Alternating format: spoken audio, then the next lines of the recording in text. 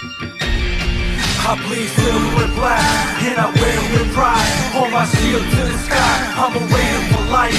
I'm a raider for life. I'm a raider for life. I'm a raider for life. I'm a raider for life. Touchdown, Raiders!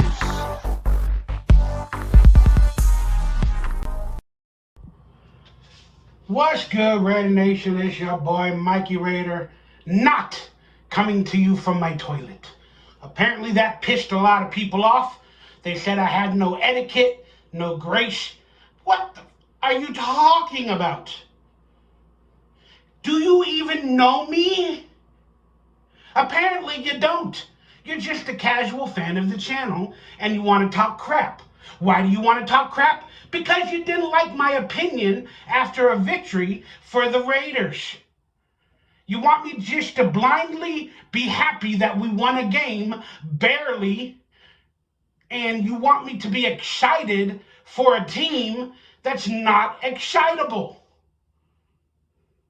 That is how low we have come as a Raider fan base. That we're just excited and we cry when we get a victory after a 3-game losing streak. And then now we got a 2-game winning streak and people just want to avoid the obvious. Let's avoid the obvious. We look better. We looking good. Brian Hoyer played good.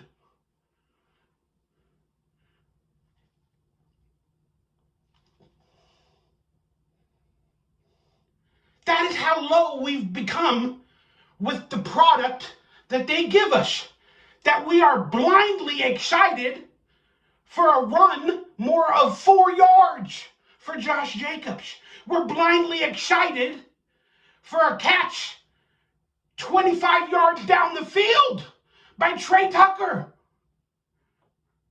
We're that excited for a defense that made a couple of good plays, that looks better than the offense. But we're that excited for that product. Wake the F up! Stop buying into these narratives. Stop it.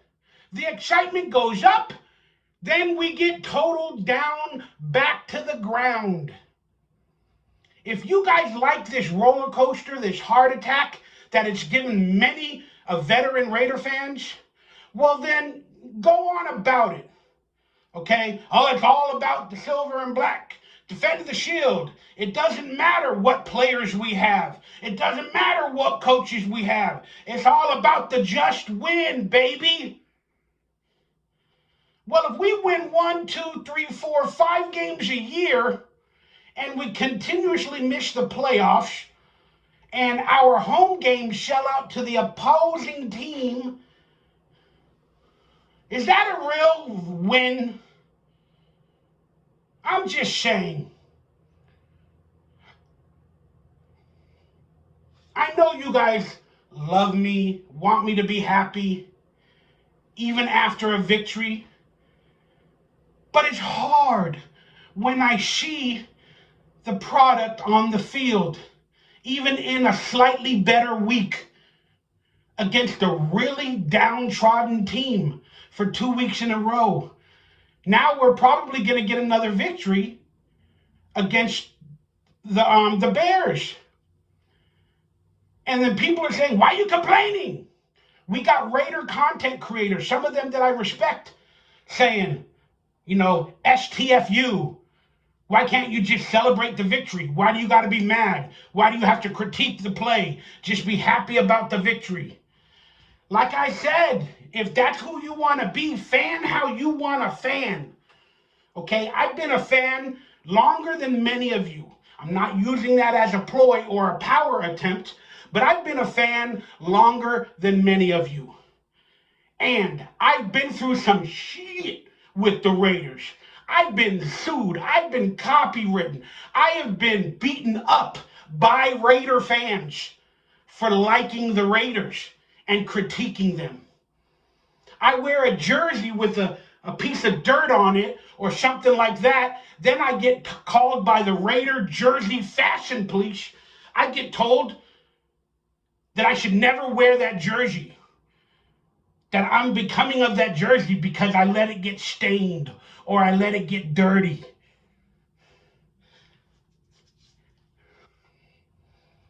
I'm just saying, I have been through much more than many of you have. And I've also had a stroke. I'm not going to say it's because of the Raiders, but it is because of the Raiders and my fandom. That's why I don't really watch games live. It's too much work for me and my heart. So, that being said, I'm happy we got the victory. I am thrilled, but I am scared to death when I look at this roster and the storylines that are still happening and what is going to be the future. It doesn't look bright. It doesn't look like we're improving, unless you want to say it's on the defense. But our defense has played bad teams, and we're looking good on defense against bad teams. But hey, that's just my opinion. Now, speaking of the truth of the Raiders' reality, what the heck is going on with Davante Adams now? I didn't speak on it in my last video the other day, but now that I watched the press conferences and all the other extra reports, Davante Adams is allegedly mad. I don't know how they came up with that conclusion after the press conferences early on, a couple weeks ago.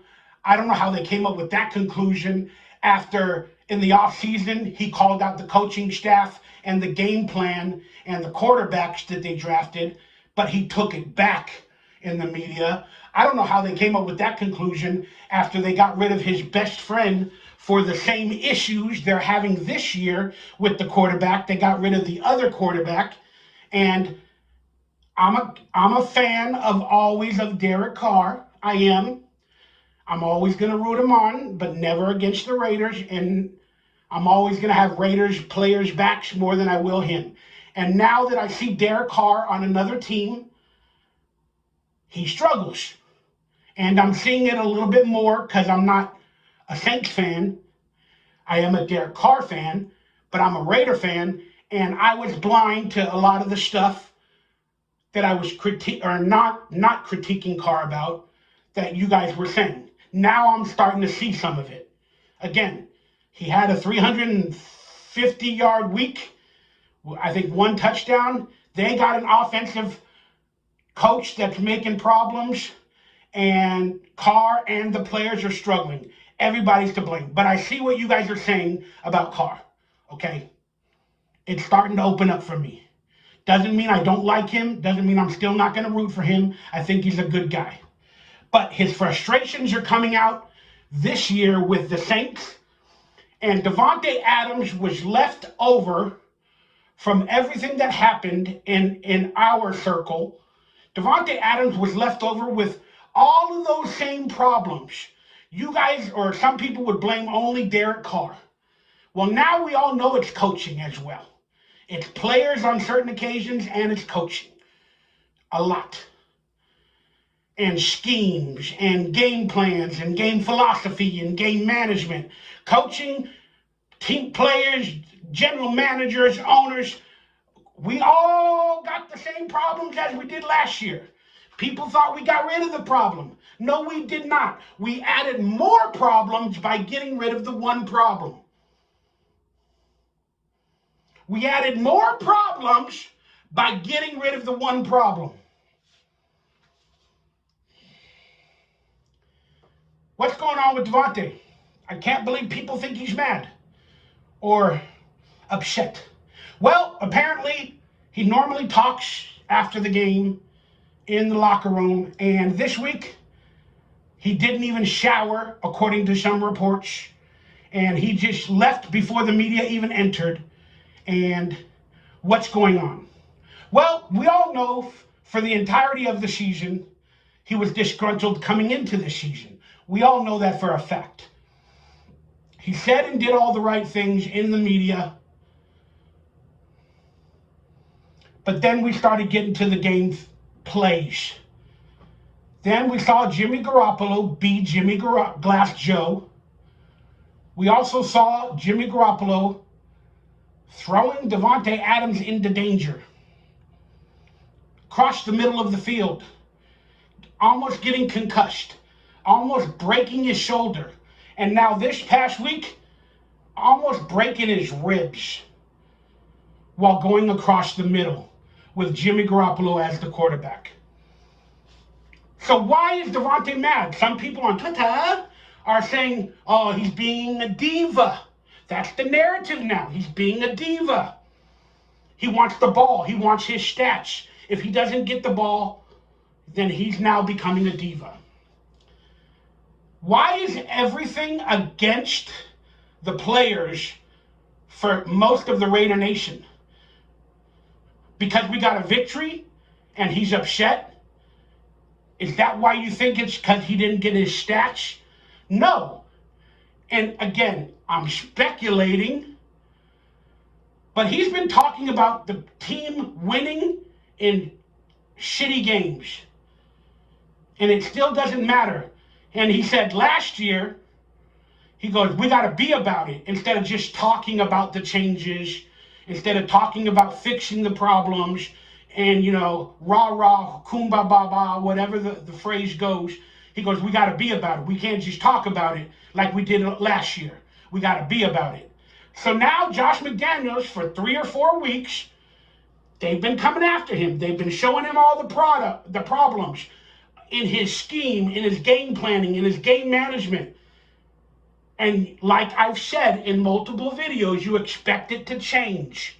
You expect him to do something different, if not 2 or 3 or 4 or 5 different things in a week to show he's improving, he's trying to fix that problem. Hence, Davante Adams said we got to be about it. Not just talk about the problems, we got to start addressing the problems. Josh McDaniels, from my perspective, and I believe Davante Adams' perspective, is not doing any of these things or these suggestions that he probably talks about in the locker room. He probably tells the players this, that, we got to do this. I got to look for you here. I got to not put you in those situations. Jimmy's got to do this. Brian's got to do that, whatever. And Davante is hearing that. Then he goes into the game. Then on those same opportunities, he gets a play call. And it was, I think it was 2nd down and 9 where Davante got hit. They had Davante Adams as a decoy most of the game, which is fine. You can call that strategy if you want. But you don't have the best player on your team as a decoy, maybe on 1 or 2 plays a game, or 3 or 4 plays a game at most. But for the most part of that game, he was used as a decoy. Is it because he's injured and we haven't really heard about it? What is going on there? That's game planning if he's not injured. If he is injured, then it's game strategy because they don't want to get him injured anymore. And they have to use him as a decoy. But it was 2nd down and 8. They had Davante Adams run a 3-yard up and across the middle. And he got dinged. Could have easily broken a rib. Why is Davante Adams doing a 3-yard in route on 2nd and 8 when you have Hunter Renfrow, you have Jacoby Myers, you have Trey Tucker, and however many slot wide receivers that you drafted? Davante is the outside man. Why are you going to give him a 3-yard in route on a 2nd and 8? Oh, because the defense backs up and we can get at least 4 or 5 yards. Maybe he'll cut across the entire field and break a big one.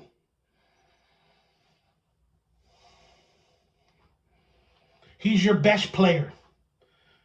He doesn't need to go across the middle of the field that early in a game and on 2nd and 8 when you have 5 other slot wide receivers that you have proven are dependable on those situations and that are more of a commodity to go across the middle than your number 1 highly paid wide receiver, Davante Adams, where you know in that play call, he's going to go across the middle, he'll be open, but you're going to have 2 or 3 linebackers and a safety or a cornerback that's going to hit him in the middle of the field. Coming off of almost a concussion, almost a broken shoulder, you're putting Davante in those situations at bad times, and you're neglecting the other players that can do that role, and you can still use Davante as a decoy right next to that player. You have Davante run, go on a deep route. Then you got the Hunter Renfrow or whoever else you pick, Jacoby Myers, to go right behind him. No, you put Davante right there alone in the middle of the field against 3 linebackers where he got cracked.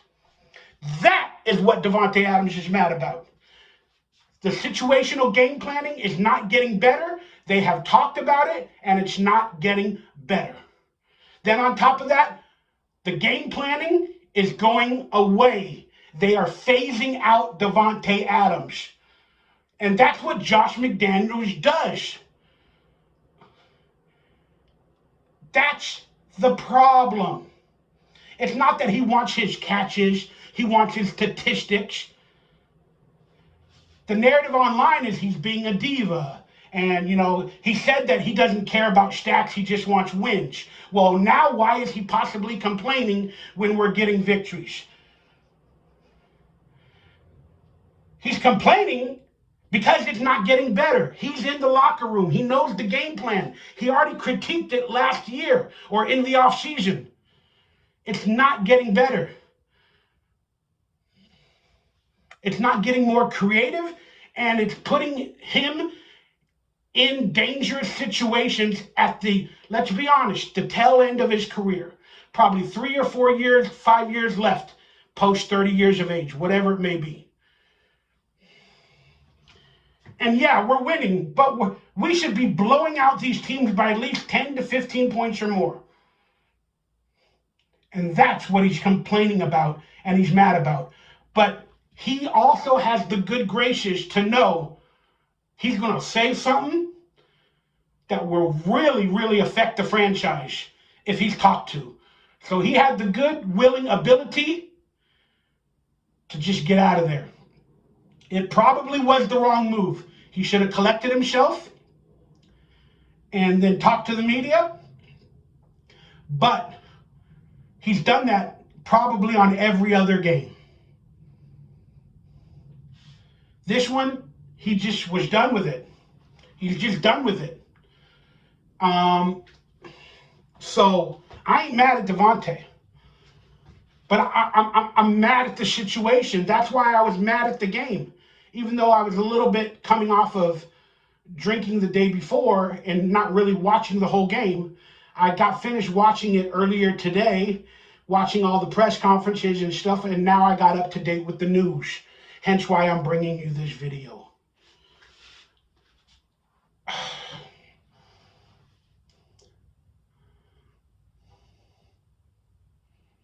I just feel bad.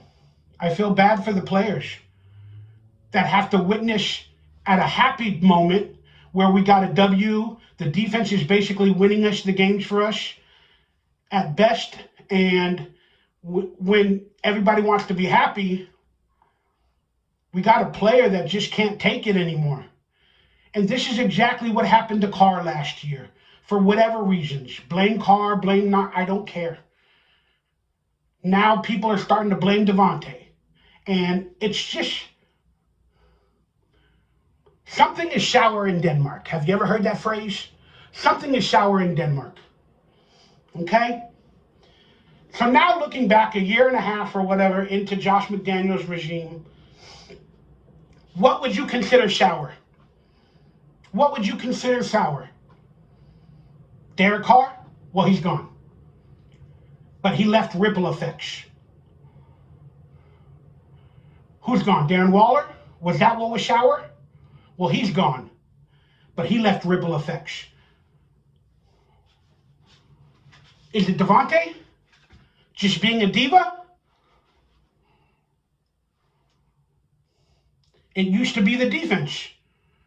Now, for the most part, people think the defense is playing fantastic. Not me. They're playing average, if not better than any defense we've had in many years, but they're still playing average. But again, we are so soured as a fan base with really poor defenses that when our defense becomes top 17 for 2 or 3 weeks in a row, top 15 maybe, we're like, oh my God, the defense is awesome. And, But hey, I'm not going to look a gift horse in the mouth. The defense is starting to build whatever it is they're building. And I ain't going to deny that. Although I see it as not there yet, at least we know that emotions and chemistry are starting to form on the defensive side of the ball, while the offense is actually tearing itself apart. And that's what always happens with the Raiders.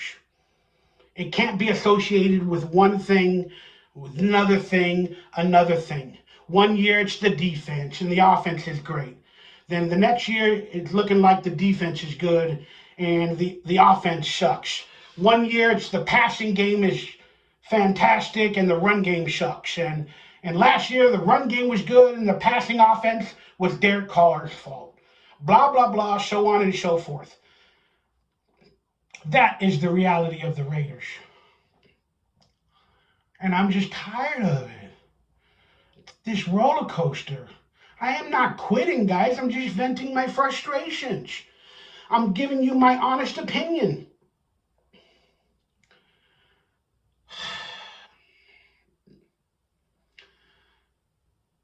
So we got another week of speculation regarding Davante Adams.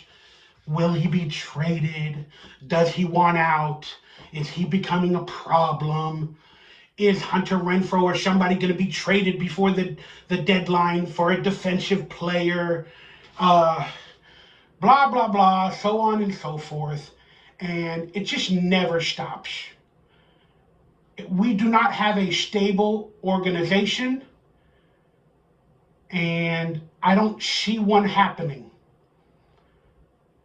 And I've read the NFL script, guys. I have harped this home. I have read it.